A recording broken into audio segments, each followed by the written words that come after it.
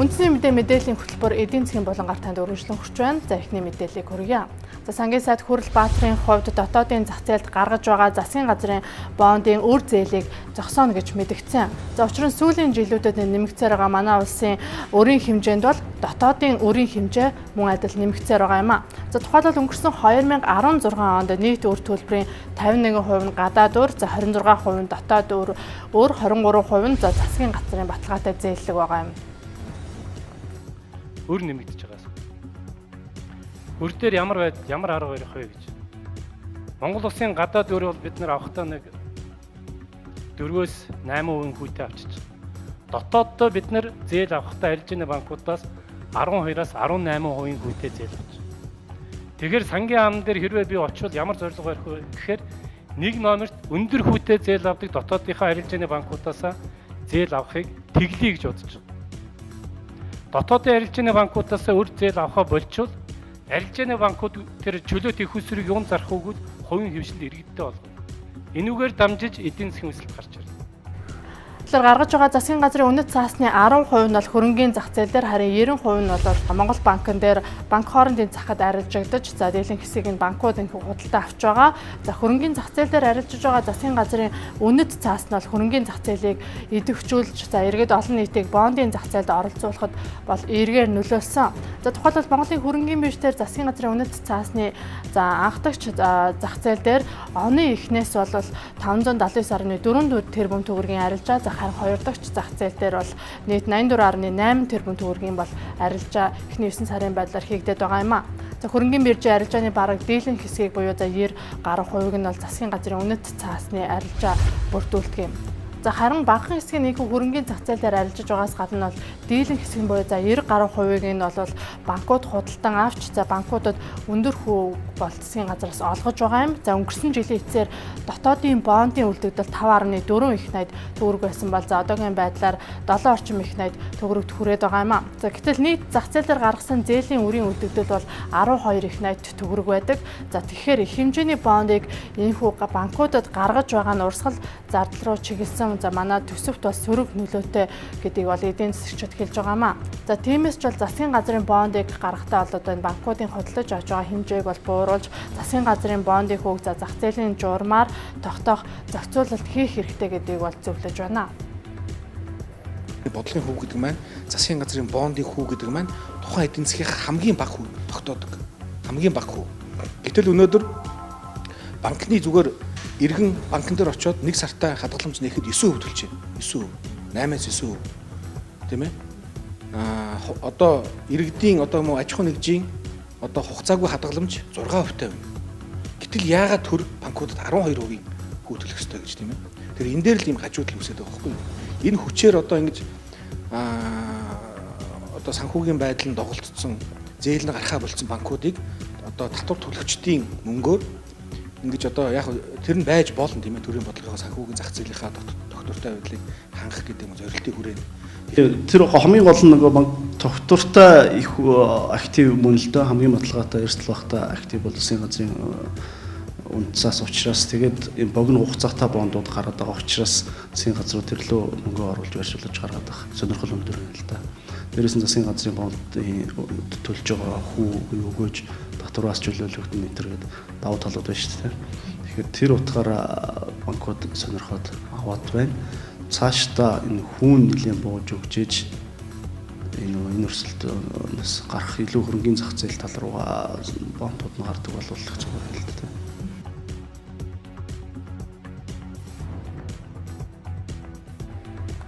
Дараагийн мэдээллийг хүргэе. За Монгол улсын тогтвортой хөгжлийн зорилт за мөн 3 улсын эдийн засгийн коридор хөтөлбөр за Аз Европыг холбосон бүс нутгийн тээврийн төсөл хөтөлбөрүүдийг бол нэгтгэсэн хөгжлийн зам хөтөлбөрийг бол Монгол улсын засгийн газар боловсруулад байгаа юм а.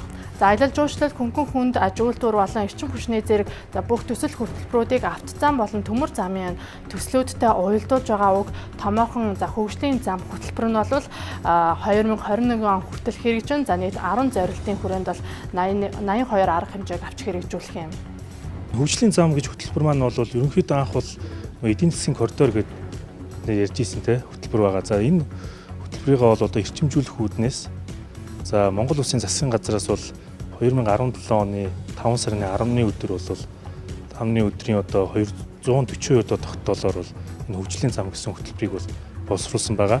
За энэ хөтөлбөрийг бол 2017-оос 21 он гэсэн хугацаанд бол хэрэгжүүлэх юм байгаа. За энэ хөтөлбөрийг хэрэгжүүлэх одоо гол зорилго маань бол Монгол улсын доктортой хөгжлийн үзүүл баримтлал гээд 2030 гээд бодлогын баримт бичиг батлагдсан байгаа. Энэний 1-р үе шатд бол 2020 он хүртэл хэрэгжихээр байгаа. Энэ одоо 1-р үе шатын одоо гол зорилтуудыг бол хангахад бас мөнгөний хөтөлбөрийн зорилго маань оршиж байгаа.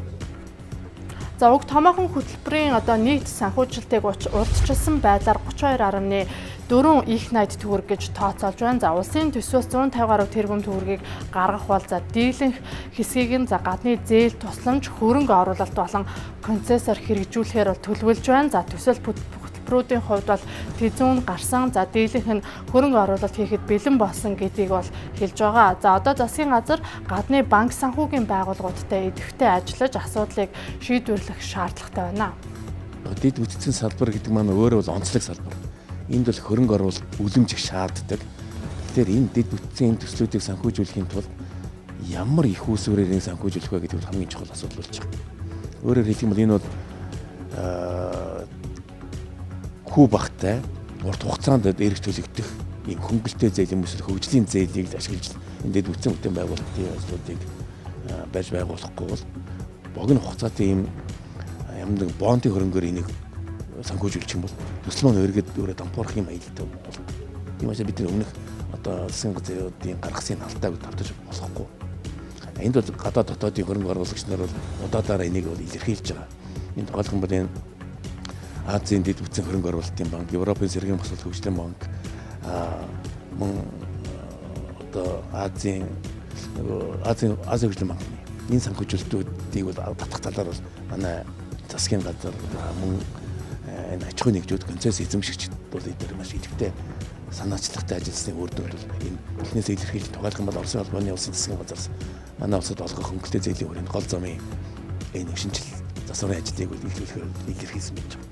Энэ чинь үр дүнгууд өнөөдөр өшөө энэ ойлголцол түрээд бид төсөл хөтөлбөрүүд зөв танилцуулаад бидний итгэл үнэмшлийг төрүүлээд аятаа таатай нөхцөлийг бүрдүүлээд гэх юм бол гадаадын хөрөнгө оруулагч нар бол энийг сонирхох юм гэдэг нь бол дамжиггүй.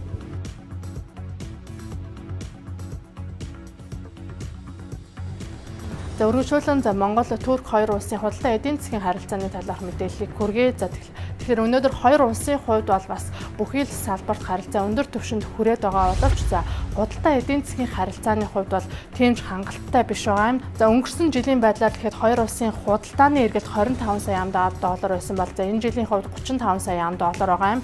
За уг нь бол худалдааны эргэлтийг бас 300-аас 500 сая $-т хүргэх боломжтой гэдгийг Турк элчин сайд онцлон хэлж байсан. За юуны түрүүнд бол Монгол улс эдийн засгийн орчин нөхцөлөө одоо сайжруулж чадах юм бол Туркийн компаниуд за Монголын хөдөө аж ахуй, мал аж ахуй, за барилга, аялал жуулчлалын зэрэг салбарт орж ирэх сонирхолтой гэдгийг илэрхийлсэн. За үүнээс гадна хоёр улсын худалдааны харилцааг өргөжүүлэхэд бол тээврийн асуудлыг шийдвэрлэх, за хоёр улсын хооронд шууд нислэгтэй болох, за нисгийн салбарт дах квот нислийн тоог нэмэгдүүлэх асуудлыг шийдвэрлэх шаардлагатай байна. Бид хоёр улсын хоорондын тээврийн асуудлыг ойрын хугацаанд 1 сарын дотор шийдвэрлэнэ гэж найдаж байна. Турк улсын хувьд аливаа улс орнуудтай гадаад худалдаагаа нэмэгдүүлэхэд хэдэн зүйл байдаг. Тухайн улстай Turkish Airlines-ийн шууд нислэгтэй байх. Хоёрдугаар тухайн улсын дипломат төлөөлөгчийн газар байх ёстой. Одоо Монгол Туркийн хооронд хийгдэж байгаа нислэг Бишкекээр дамжиж байгаа. Энэ нь хоёр улсын иргэний нисгийн салбар дахь квоттой холбоотой юм а. Энэхүү хязгаарлалтаас үүдээд билетийн үн өндөр нислэгийн цаг урт ачаа тээвэр хийхэд хүндрэлтэй байна. Харин бид ойрын 1 сарын хугацаанд уг хэлцээрийг дахин хөндөх гэж байна. Тээврийн дэд бүтц дахиж гарахгүй бол хоёр улсын гадаад худалдааг нэмэгдүүлэх нь бэрх юм а. За энэхүү Стамбул, Улаанбаатар, за Улаанбаатар, Стамбул чиглэл за шууд нислэгтэй болох юм бол за нислэгийн цаг гэхэд 6 цаг болж багасна. За мөн билетийн үн 25-аас 30% буурж мөн агаарын тээврийн зардал 20-оос 25% буурах юм. За мөн Монгол улсад ирэх гадны жуулчдын тоо бол 35-аас 45 мянгаар бол нэмэгдэх боломжтой. За Turkish Airlines-ийн зүгээс мөн өдөр бүр нислэгтэй болсноор за суудлын тоогоо дүүрэн байлгахын тулд бас Монгол улсын гадаад дахь сурталчилгааг одоо явуулах юм а. За мөн агаарын хөлгийн үйлчлэгийг бол Бишкекээс биш Улаанбаатарт шилжүүлснээр за 5-6 сая $5 бол манад оруулж ирэх боломжтойгоос гадна за Монгол улсын хэмжээд ер нь одоо нийт шууд бусаар 100-аас 150 сая $5 бол орж ирэх боломжтой гэсэн тооцоо байгаа юм. Өнөөдөр эдийн засгийн болонд анхаарлаа хандуулсанд баярлалаа. Мэдээллийн хөтөлбөрөөр үргэлжлүүлэн хүлээн авч үзсэн үү?